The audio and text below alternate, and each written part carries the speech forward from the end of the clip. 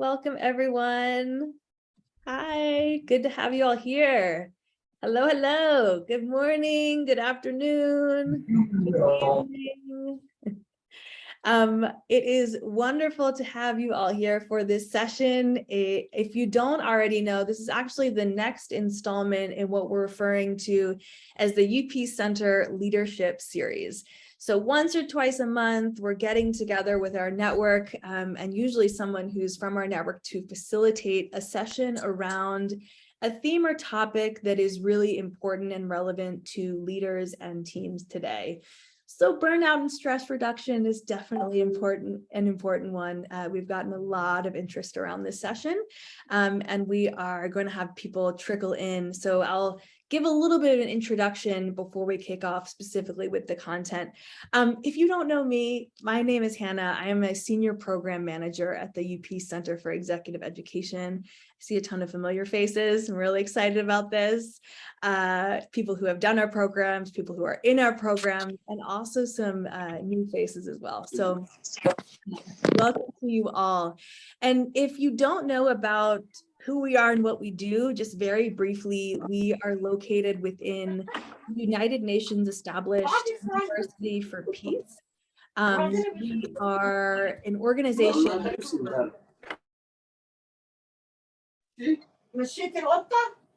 I think I'm muted, that was really developed to help people have positive impact in an increasingly interconnected and challenging world. And we do that in many different ways. We offer professional development courses, we offer diploma programs, we do customized programming as well. But our big idea is helping people to thrive in this world, and offering content pieces like these to engage our audience even further is definitely something that we're passionate about as well. So why are you all here? The title for today's session is From Extraction to Regeneration, Powerful Changemaking Without Burning Out. This is a huge one today, and I think we all can relate to burnout. We can all relate to feelings of stress, whether you're in an official leadership position or you've just felt this in the past in any kind of job that you've done. In particular, there's a lot of this when it comes to people who work in the social impact sector. There's demand upon demand upon demand. Often there's little resources, and often we forget about ourselves in our day-to-day work. So hopefully our hope is after this hour session, you'll be able to walk away with some practical tips and tricks in your toolkit to be able to implement. We would encourage you, if you can, to have your camera on throughout the session. If you've done anything with us before, you know that we're very interactive in nature. We love to see your faces. It just helps us connect with you even further. So if you can, please do. And then I now want to kind of transition over and give the session to our wonderful co-hosts for the rest of the hour, Marianne Brastel and Erin Woodside. They are the co-founders of Regenerative Changemaking. And in fact, Marianne is a UPeace alumni. I think you were in touch with the UP Center director around aligned values, and voila, months later, here you are co-hosting a webinar session for us. So it just goes to show that we are really passionate about staying connected with the UPeace community, and also really passionate about connecting with organizations who have aligned values around impact like ours. So Marianne has dedicated her career to violence prevention and reduction and the protection of civilians in conflict zones across the globe. After experiencing burnout herself in 2014, she delved into trauma healing with the mission to support humanitarians and changemakers to thrive in their jobs without feeling a sense of burnout. And Erin started her career actually as an officer in the US Air Force. She completed tours in Iraq, Afghanistan, and a peacekeeping tour in the UN mission in Liberia. She then shifted her focus to humanitarian and the mental health sector with a focus on conflict and post-conflict environments in the aftermath of trauma. And she's currently working on her doctorate in psychotherapy. So with that, I will pass it over to you, Erin and Marianne. Thank you so much for being with us today. Thank you, Hannah. Such a lovely introduction. Really appreciate that. So yes, everyone, welcome. Thank you for being here. We're going to have quite an interactive session today. We're really going to talk about, as the title suggests, how we can really be powerful change makers in this world without burning out, and also a little bit about what burnout is. There's a lot of misconceptions around it. So we're going to kind of dive into that. But before we do, I'm going to hand it over to Marian to kind of invite everyone to arrive and be present. So, Hey. Welcome everyone. So if we want to burn out, to avoid burnout, a lot of it is getting back in touch with our body. And we spend so much time in front of the computer and in our heads that I want to invite you to transition back to this space and do a little practice together just to get us settled and really landed. So if you're sitting down, you can do that from your chair. If you are standing up, you can do that also standing up, whatever feels more comfortable for you. No one's watching. There's nothing funny that's gonna happen. Don't worry about feeling shy or a bit embarrassed. I'm not gonna put you on the spot. So, gonna invite you first to take just a moment to notice where your body is right now. I see already some like shifting. Yeah, where are your feet? Are they on the ground? Are they being supported by a holder? Are they just in the air? Where are they? Just noticing. You don't have to change anything. And I'll invite you then to check where your butt is. How's you sitting on that chair? Does it feel heavy? Does it feel like the weight is evenly distributed? Does it feel like you're melting into your seat? Maybe it feels like you're bracing. You might be a bit nervous about what's happening here. Just noticing, inviting you to see. And I invite you to do the same with your back. Is it resting against the back of the chair? Is it holding itself, propping itself up? Are you leaning against something? And how's that contact? Giving your time space to notice where your body is. And then I invite you next to pay attention to your breath. How's your breath reacting to this? Is it shallow? Is it deep? Is it coming from the belly, from your lungs? Just noticing, not trying to change anything, just noticing. And whenever you feel like you have a good sense of where you are on your chair, on your seat, I'm going to invite you to, if you have your eyes closed, just to open them and you don't need to look at the screen, just let your gaze wander where it wants to rest first, very softly, without trying to force looking at something. Just notice how your body reacts. And when you're ready, I'll invite you to start moving your gaze around the room and let your head follow your gaze. So really slowly, just start taking in your surroundings. So you can go up, look all the way down to the floor, really allowing your body to move with your gaze and taking in the colors, the lighting, the shapes of the objects in your room. Maybe something attracts your attention and you want maybe to pause a little bit there. It'll be like, oh, I didn't notice this was there, or I really like this. And just noticing how your breath is impacted, how your body in the seat is impacted and react, and just keep going whenever you feel like you're ready. Really inviting you to move around. So if you don't have a chair that can move around, I'll invite you to even stand up and start shifting and really making sure you include the back of your room. We want to make sure we really have a 360-degree perspective.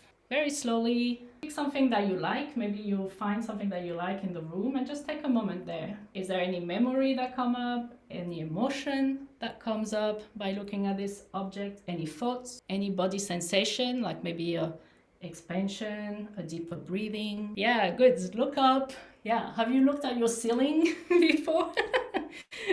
Have you paid attention to what's up there? Any marks, any stains, floor?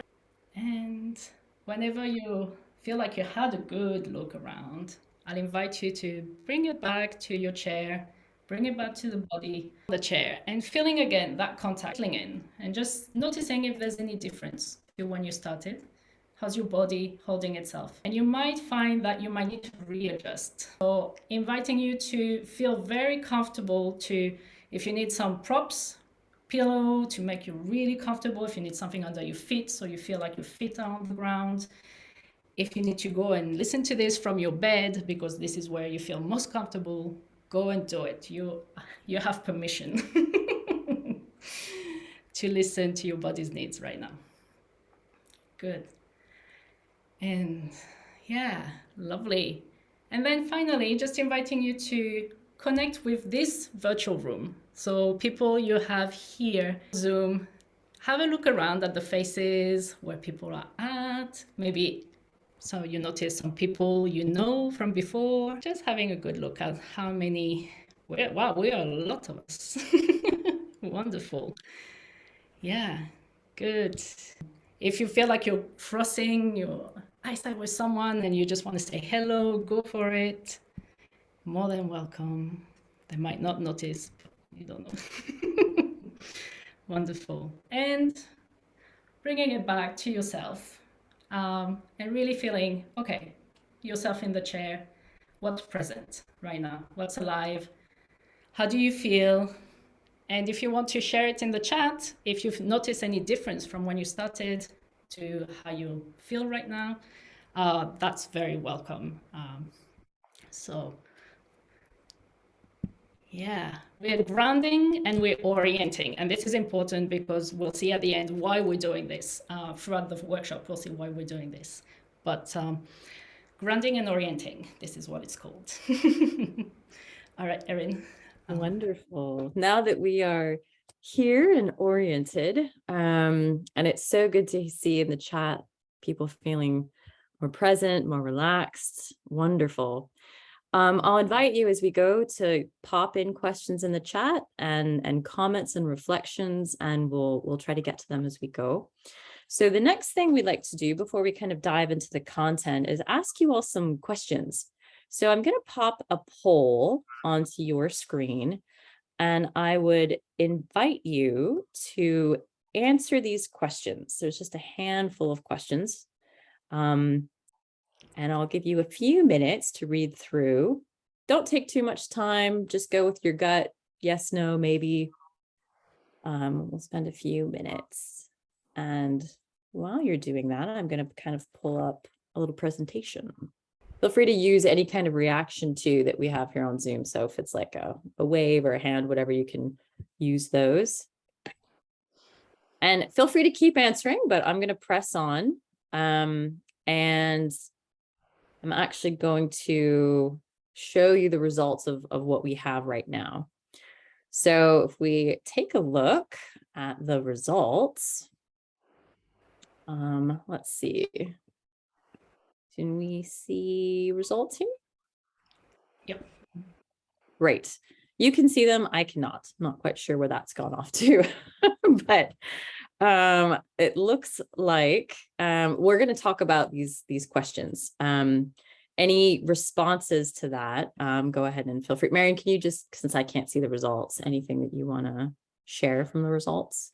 Yeah, it looks like most people feel like they do a lot with very few resources and find it really hard to say no to more responsibilities, 64%. So Yes. quite a lot of people, same with answering calls and emails on the weekend or late at night, even though it's not urgent. Taking on more, it seems like 82% taking on more so you can make change happen. So really working hard for it. Yes. Questioning whether your work even matters because you can't see the results, or it feels like it's never enough and never ending. And yeah, that's the big ones. Big ones. Great. Yeah. So we've shared this with you because we have a theory and a lot of people would probably join us in this idea, that we live in a very extractive world. And another way of saying extractive is a dominating world. And I imagine some of these images really resonate with you, where people are constantly asking you for more, more, more. They're asking you to kind of blend work and family. They're kind of asking to really just give and give and give and give and give and give and give. And this has created a very particular work paradigm in the world. And the way that we frame it is it's based off of the values of extraction and domination. And that paradigm really is sort of in everything. It's the water we swim in. And what that looks like when you kind of break it down is beliefs that we've kind of absorbed about what it is to live in the world and work in the world and give and offer and have meaning. So it's things like we base our value and our worthiness off of productivity and performance. Some people assume a sort of inherent badness in human nature that must be controlled or dominated so that we don't do bad things. We tend to treat people and things in very mechanistic and disposable ways. There's sort of this zero-sum idea that there are winners and there are losers, and someone is on top and someone is on bottom. And within that, there's this sort of belief and fear around scarcity, survival, and competition. And that all kind of amounts to this idea of sort of power over, and everyone seeking to have power over one group or another, or one entity or another.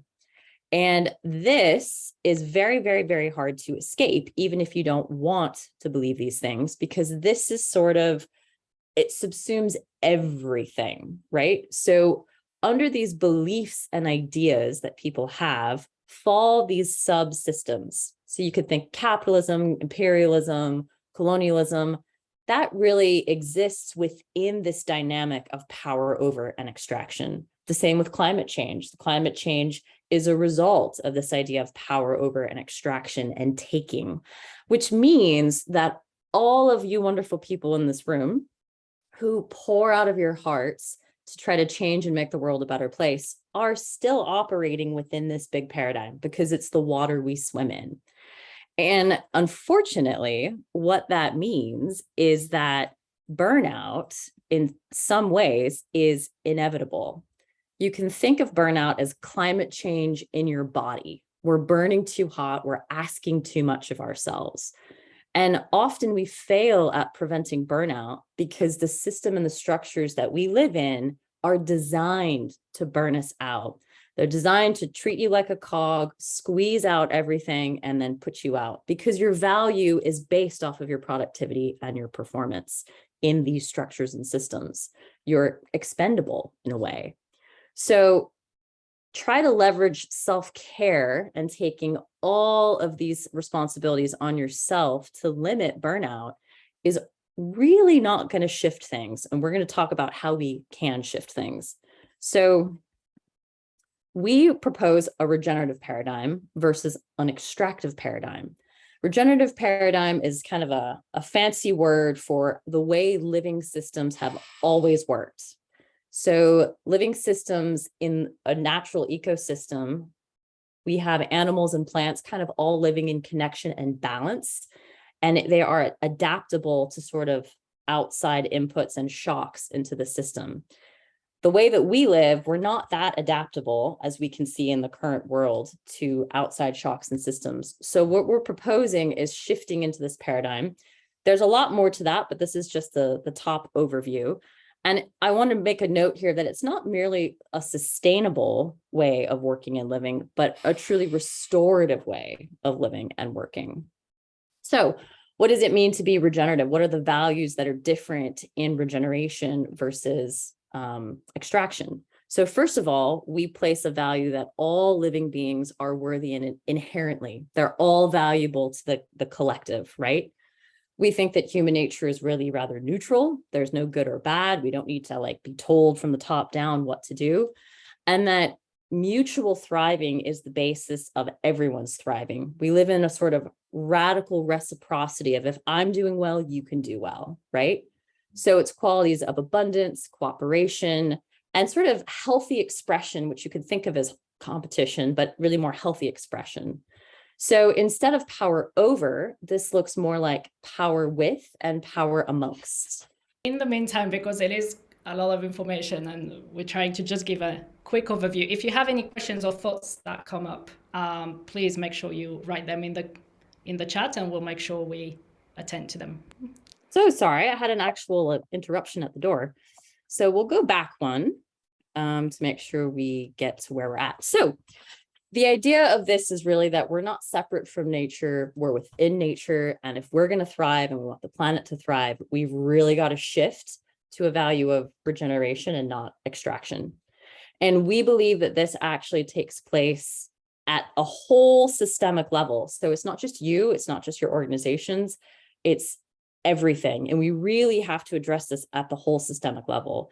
But in an hour, we can't cover the whole thing. So we're going to start with just you and what you can do within the system to kind of improve. So I'm going to pass this over to Marion, and we'll take a look at you in the system. So as you saw, like we like to work with nested systems. So it's you within your community, you within your organization, and that organization within that bigger structure and that bigger system. And what we tend to forget is that our body itself is an ecosystem in itself. So when we talk about you, we're going to really focus on your body and your autonomic nervous system. I want to just do a quick show of hand if anyone is familiar with autonomic nervous system, heard the term going around, and it's become a bit quite mainstream in the past couple of years. So we just wanted to see. Yeah, there's a few people. Great, wonderful. So, I mean, we can go on for hours and hours and hours and actually have whole courses on this. But to give you a bit of why this is important, this is the foundational level of your stress response and how you respond to challenges and difficulties and what life throws at you. So the nervous system is really the interface of you with life and the world. So every experience you're going to have is going to be lived through your autonomic nervous system, passed on, processed to your brain so that you can act and respond to whatever is happening around you. Okay, so this is really the most important. This is why we go to this level. Erin, can you? Yeah. So just to clarify something, because we say ANS, autonomic nervous system, because there are other nervous systems. We have the central nervous system, which is your brain with your spinal cord. Then you have your sensory motor nervous system, which is the one that goes through your muscles that help you move. And the autonomic nervous system is the one that kind of controls all of this. So it's the base of it. And we're going to try to do it as simple as possible.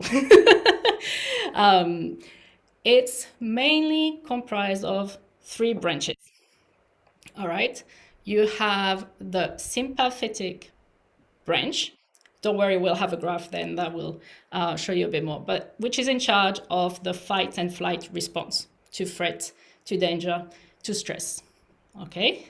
We've often heard that like fight, flight response.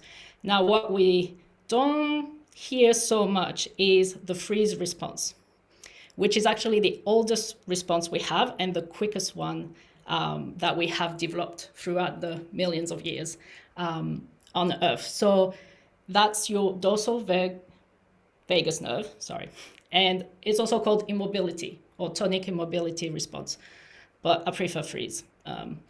And then the most recent branch that we have developed as mammals that we share with all the mammals is the social engagement branch. And that one is the ventral vagus nerve. Don't worry if one is because it's all born from your brainstem at the base of your skull and what we some call the reptilian brain, although it's been contested, but it goes from there and then it goes through different organs of your body. And the social engagement one is the one we've developed to create safety through engaging with others. So it's what is in charge of how I interact with other people, how I can create relationships, how can I be part of a team, etc. Okay, and we develop it through our bonds with our caregivers very early on when we're born. So, all good? You're following? Cool. So the biggest mission of your autonomic nervous system is to keep you safe and to keep you alive. So it's on the alive part, it's responsible for all the basic biological workings of your body, the breathing, making sure your digestive system is working, etc., unconsciously. So you don't have to be thinking about it. Like if we spent our time thinking about, I have to breathe in and breathe out, we wouldn't be doing anything else. So that's why it's called autonomic. It's all happening in the background, whether you're conscious of it or not. And the other thing is that it's in charge of your defense mechanism and responding to danger and threats. So what your nervous system does, is that it's constantly taking in information from your environment. It's constantly scanning what's going on around you, whether you're paying attention of it or not. And through your senses, it's taking this in and processing it. It's your environment, but also inner environment of your body. So it's processing all that information that is going on in your guts, in the rest of your organs, and sending that information up to the brain for it to be able to respond. And one thing very important is that actually most of that information, 80%, goes from the body, from your guts, up to the brain, and not the other way around. And that's why we really look at burnout from the physiological level, because if you're just looking at it from the cognitive level, you're actually not accessing where all the work and all the problems are happening, because it is not a top-down process. Okay, we can't think our way out of it. So I wanted to make that clear. Does that make sense so far? So it's going to be scanning whether it's safe, and if it's safe, we're just going to carry on. We can play, we can think of new ideas, we're open to new experiences, we're open to meeting new people, we can have intimacy, joy, and all of that. If it detects a danger, it's going to start mobilizing your system, your fight-flight response, so you can respond to it. So either fighting it, moving towards the danger, or fleeing from the danger. And if that's not available, like you can't do either of these things, and this is an automatic response that we have no control over, that happens very, very, very quickly, it will go into freeze. And this is the idea of shutdown, your whole body shutting down to conserve its energy and to kind of play dead. So you might have seen animals do that when they're about to get eaten. They will just collapse and they really look like they're dead. And it's kind of the last resort to survival, because a predator won't eat a dead prey. So they might have a chance to escape again. How are we doing? Are we ready for some more engagement? Yeah. All right. So what I'm going to do is launch another poll. And so that was quite a lot of information, but we promise you it's all going to make sense. And it really is helpful to understand that what we're talking about is deeply biological and far outside of our conscious control. So here's a question, little questionnaire that will kind of walks you through some sort of symptoms of burnout and maybe assessing levels of burnout. So I'll give you guys a few minutes to go through that. And knowing that it is anonymous, we don't see who said what. Correct. So really you can be honest with yourself. See some smiles here. So this might feel very familiar. It's also very familiar to us. We have lived this deeply, as you'll see here in a minute. So let's get some thumbs up or thumbs downs just to see where we are at. Yep, got some thumbs ups. All right. I'm going to go ahead and end the poll and share the results, which you can look through. And we're going to continue the presentation without talking about the results yet, because we want to talk about this in your body. So we'll press on. So keep them in mind and we'll get back to it. But let's break it down further. And why this is important, because this is how you relate to also like how we create change and how we respond to the world and how we can invite others to create change. So I want to start with the social engagement branch. So here in the green. So as you can see, there are emotions that we often feel in that state when we are in this state, for better word. So it's, you might recall a moment where you felt really relaxed, you're open to new things, it feels you have joy, you're able to play, you might be dancing, you might be engaging in community through maybe like a common mission. You're able to think creatively, you're able to really think outside the box and brainstorm and explore, and it's really a place where you can try and fail without feeling like the world is over, right? It's about being in connection. It's really about that sense of connection, okay? And this one is, if you remember the first graph, the nerves go all the way through our face, down our throats, to our heart, the thymus, and to our lungs as well. And what it does, it's in charge of the facial expressions so that we can detect if someone's emotions and attitudes towards us. So it's really made to communicate with others. So when there is sometimes a small threat or danger, the first thing we look at as mammals and social creatures is safety through connection with others. Can I find another person to help me through this? Are the others also worried about what's going on? And that will help me know if I can go back to relaxing or actually I need to do something about it. You see it very easily with the antelopes and all the preys, they get alert, everyone gets alert in the herd. Seems like nothing's happening, everyone goes back to grazing. Or if not, everyone seems to be moving at once towards some place away from the danger, which would be your flight response. So in flight, you're gonna have the sympathetic system, nervous system, really taking over. It's gonna boost really your muscle tension. It's gonna mobilize your heart rate, like your oxygen in the blood, so you have more available for running, for fighting, and it's gonna give you a bit more of a focused, really narrow tunnel vision. And you might feel some of those feelings. Flight is often worrying, concern, fear, anxiety, and if you go like really to an extreme, getting to panic. And a lot of the anxiety, panic attacks happen at that level through that branch of the nervous system. If you're fighting, the same thing happens. It's like that punch of adrenaline through your adrenal glands, mobilizing so that you can face the danger and try to stop the threat. Okay, so there's this sense of really like I can and I have to and I'm ready for it. And we see it a lot in our change making, in our discourse and the language we use. It's often like a war on climate change. We're fighting against something.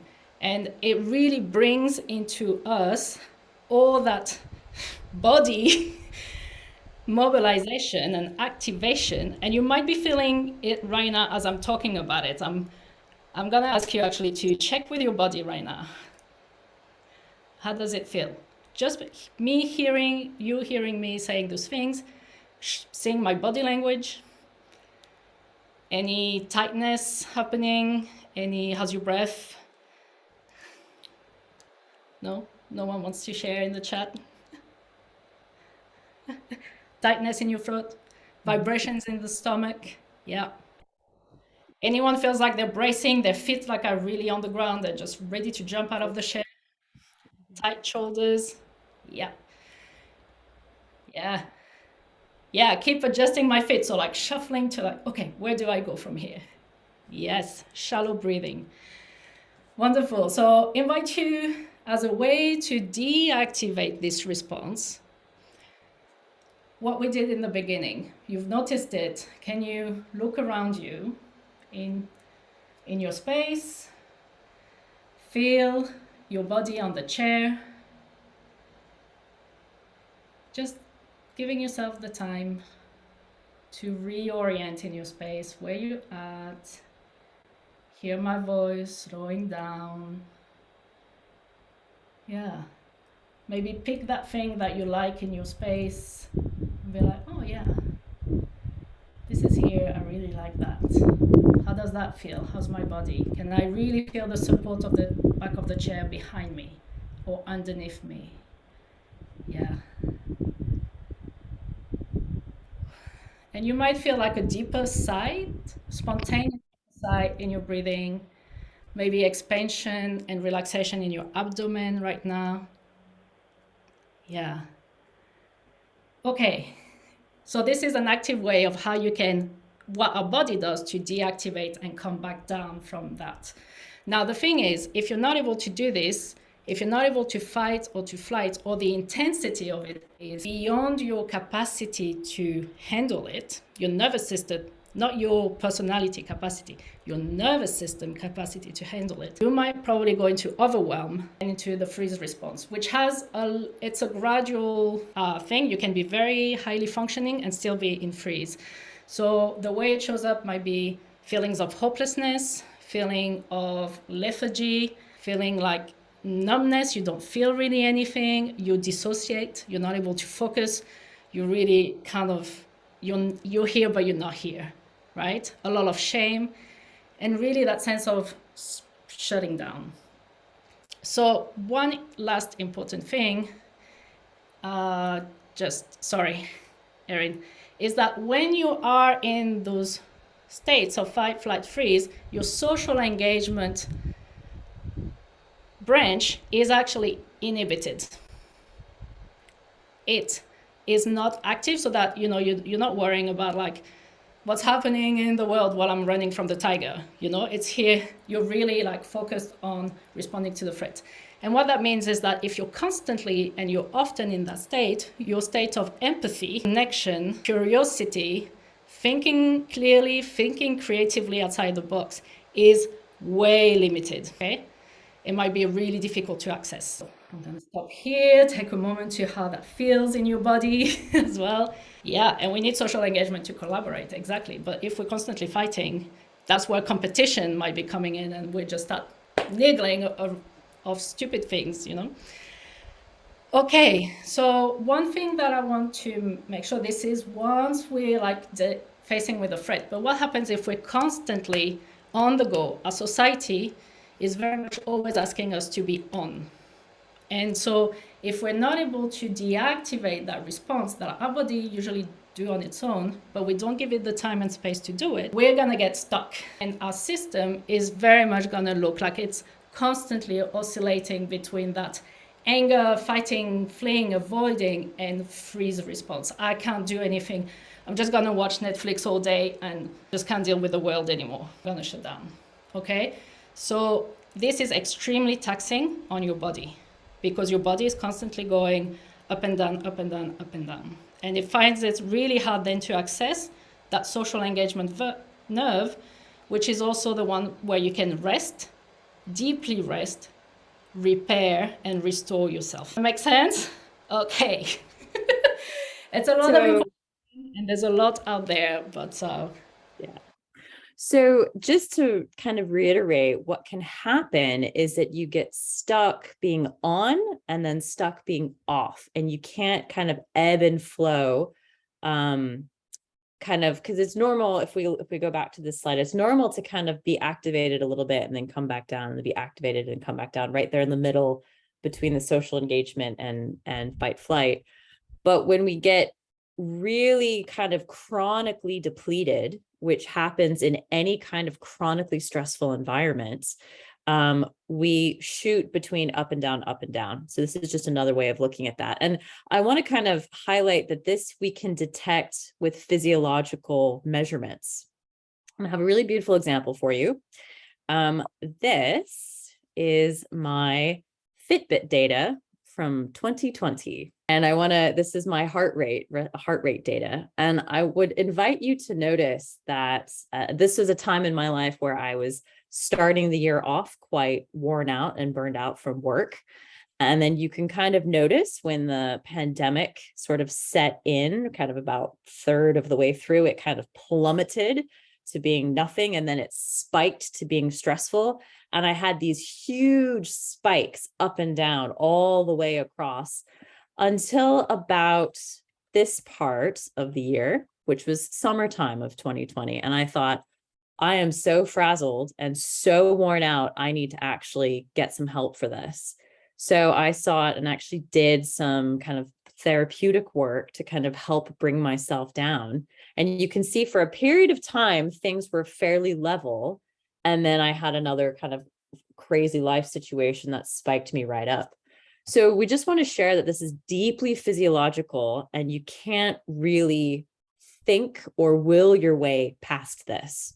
And I imagine if all of you had Fitbit data from 2020, we all were in this extraordinarily stressful time globally, you will probably see some of this sort of nervous system level dysregulation. So this leads to burnout and a whole bunch of symptoms. And a lot of you are probably familiar with burnout symptoms, but I'll just point out for me in that moment, the kind of bolded symptoms are the ones that I suffered from. So I had a lot of pain, migraines, anxiety, digestive issues, and all of these symptoms are caused by our nervous system malfunctioning. So the reason we spent so much time talking about our nervous system at the beginning is to point out that a lot of these sensations and symptoms and beliefs and thoughts and behaviors are rooted in a dysregulated nervous system that becomes really upset through chronic stress, right? So we asked you a bunch of questions earlier,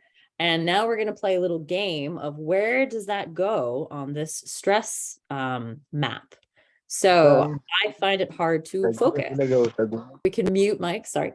I find it hard to focus. This is a little bit over here between, shutting down and like, oh, I'm a little bit flighty. I'm irritable with fights, right? Can't read this one because I have something covering it. Yeah, I avoid talking to my friends and family. I just don't want to talk about it. I don't want to deal with it. Flight, right? We also have, even when I take a break, I don't feel rested. This is where we get to that cycle of going up and down, up and down. And even when you try to rest, you actually just go right back into activation again. That's really deeply chronic, stressed out. I find it hard to get out of bed. Freeze response, right? I feel guilty. I don't care anymore. It's hopelessness, right? And then F the system, like, what can be done, right? So we want to point out that all of these sort of symptoms that all of you have contributed and said, hey, I feel this sometimes, can really be mapped across this stress response. Yeah. So really what we want to kind of footstop is that burnout is not something that has to do with your willpower or work being like a little bit too messy. Burnout is really the result of a dysregulated autonomic nervous system. And it's usually linked to chronically stressful environments. There's other stressors that can contribute, but generally speaking, this is an environmental problem. So how do we manage this? How do we manage the chronic overactivation of our nervous system? And it's by really intentionally down-regulating into rest and repair and social engagement. And I'll hand it over to Marion to a little bit of work with that. I just wanted to answer first, how does parasympathetic nervous system fit into this? Good question. I forgot to mention that your vagus nerve is the parasympathetic nervous system, and the parasympathetic nervous system is divided into these two branches. So the dorsal vagus nerve, which is responsible for rest and digest, sleep, very basic, the most like basic breathing, biological functions, and also for your freeze and shutdown. And the ventral vagal, which is the one that develops through engagement with your caregivers when you're born, and is in every mammal, is the social engagement branch of the parasympathetic nervous system. Hope that helps. So, yeah, cool. So it's a lot to take in and probably brings up a lot of reaction just through hearing about it. So what do we do? So the thing with animals, if you see animals in the wild, they do it very naturally, that deactivation. They go into freeze and then they'll go through a fight-flight kind of activation to release all that mobilized energy that was frozen when they tried to escape death. And then they'll go back to playing and resting and eating and producing and all of these beautiful things that they do in the wild. And the thing with humans is that we have this neocortex, that part of the brain that is for abstract thoughts and logics and thinking, and it kind of shuts down a lot of time that response, natural response, to deactivate, because we're afraid of what that might look like, what other will think about it, judgment, very deep judgment. We might have repressed and suppressed anger culturally, or even or as a gender as well. Just making a note to patriarchy.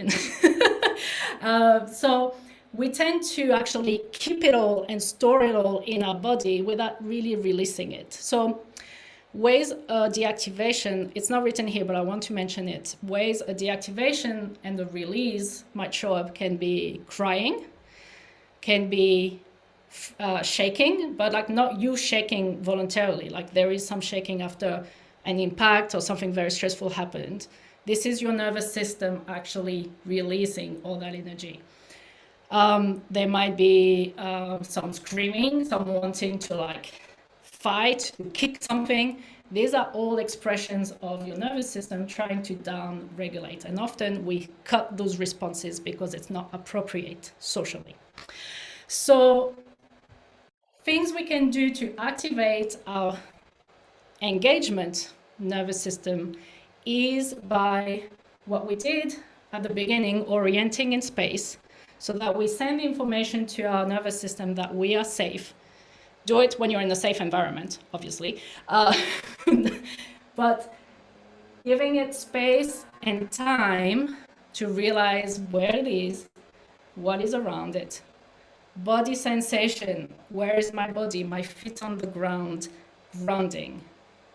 The maximum self-regulator is nature. If you spend enough time in nature, your nervous system will start down-regulating. And I want to do a lot of it is through movement, but I want to guide you through a little bit of practice, body practice. We'll have, I think, a bit of time. Okay. A little bit, yeah. Just to where you've taken a lot of information, and just so that you can take it with you as well. Now, the best thing is often to practice this when you have minor stresses, so that it becomes embodied. And then when something really stressful happens, or you really feel it, you can think of doing it, or like you actually don't have to think about doing it, it's gonna happen. So if you're very much in your head, especially after a long day, or it's been really hard, it's really hard to get the thoughts to stop from overrunning. Hands on your head. It seems simple. It often is. So just on both sides of your head, a very gentle touch. What we always want to do is slow down. So give yourself the time and the space to stay with it a little bit, a few seconds. Noticing how that contact is on your hair, on your cranial bones. What happens to your breath, to your abdomen? You might sense a little bit of relaxing and expansion. There might be a deeper sigh in your side coming in. These are all signs that your nervous system is down-regulating, activating your vagus nerve. Another way to do it is front to back. It seems very simple, but we often forget those very simple things. Go down and put your hands there and to just stay with it for a little bit. What happens in the rest of your body? Can you feel your feet on the ground or your butt on the chair? Notice what happens for you just now, just even after hearing all this information. How does that resonate? And then the other one is you can have one hand still on your forehead and one hand on, and again, putting the attention on the contact of your hand with your clothes.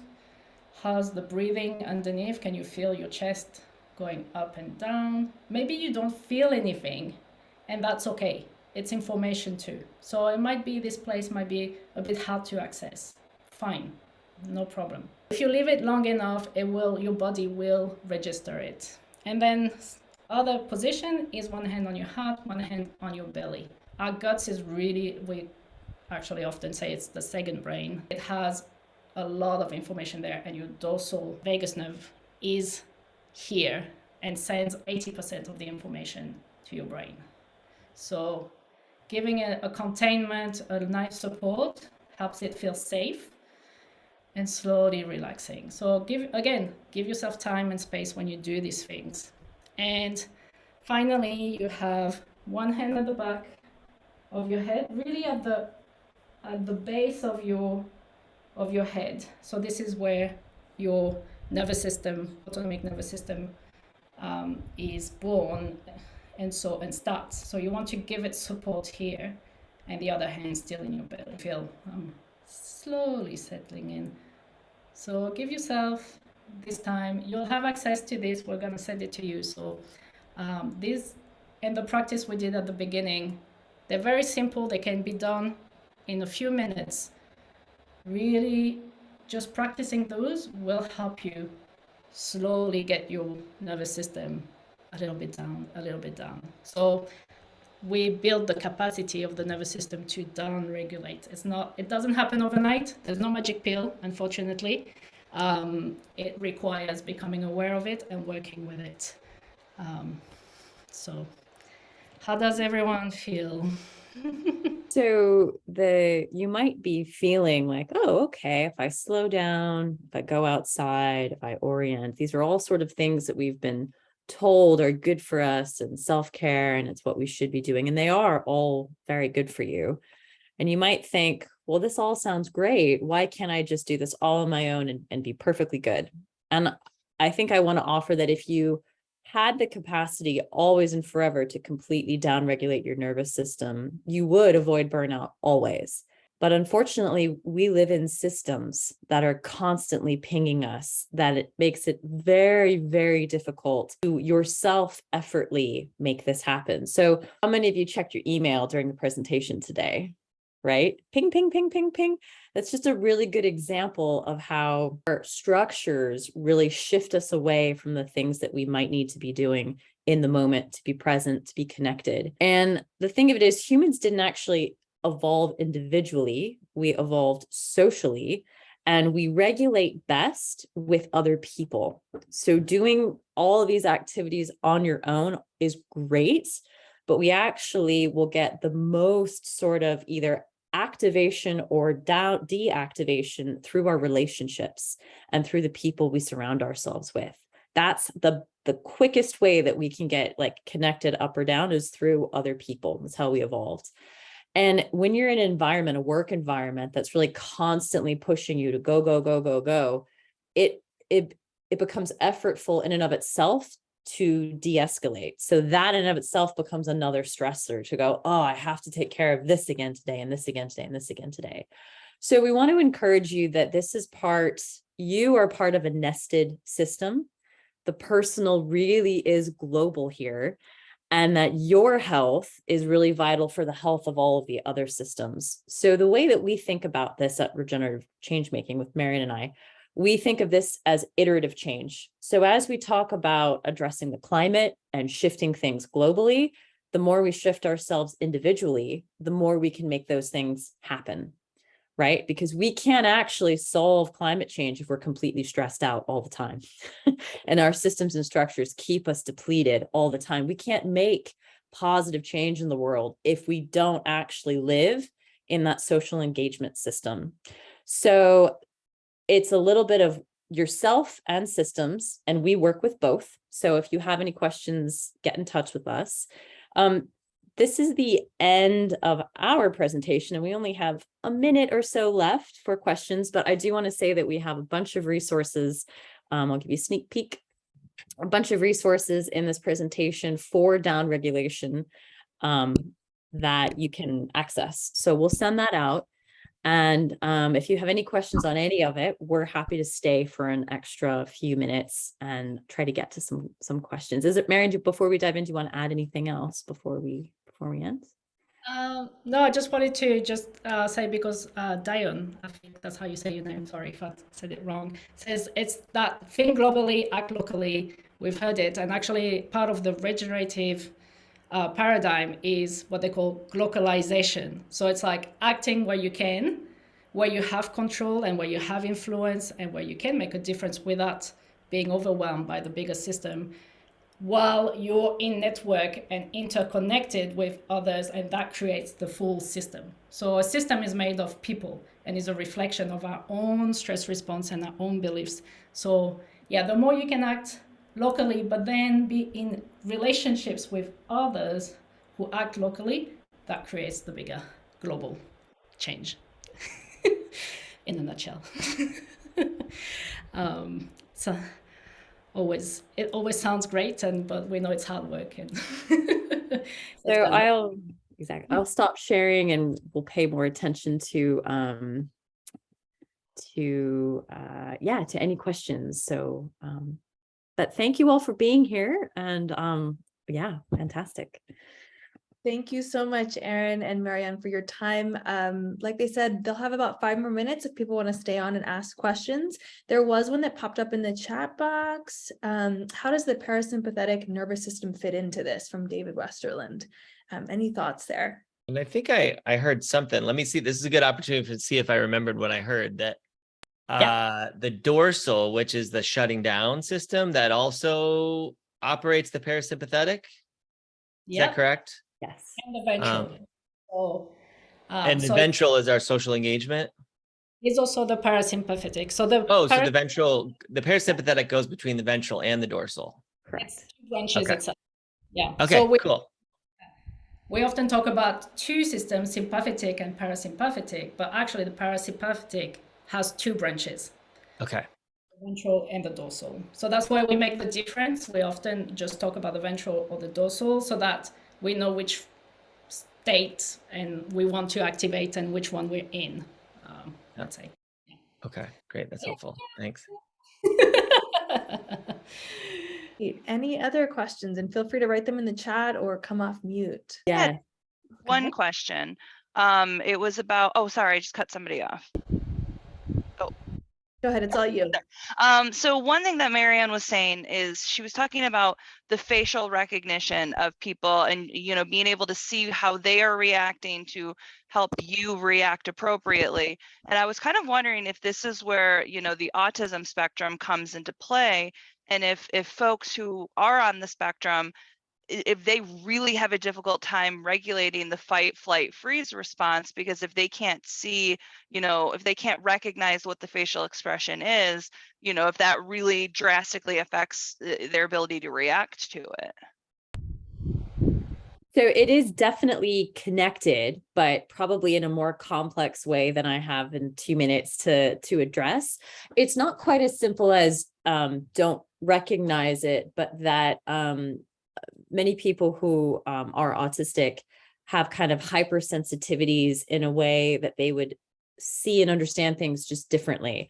But it is definitely connected. And the idea of sort of autistic burnout, where the overwhelm of stimulus is very much connected to what we've been talking about in the nervous system. Absolutely. Anything else? We've got 1 minute left. All right. Maybe that's good for now. Thank you so much again, Erin and Marianne. We will be in touch from our end with the recording, with the PowerPoint slides, and with follow-up materials. If there's anything you have questions about, please do let us know. And stay tuned to your inboxes. We'll be letting you guys know when the next leadership session is coming up. Thank you so much, everyone. Have a good rest of your day.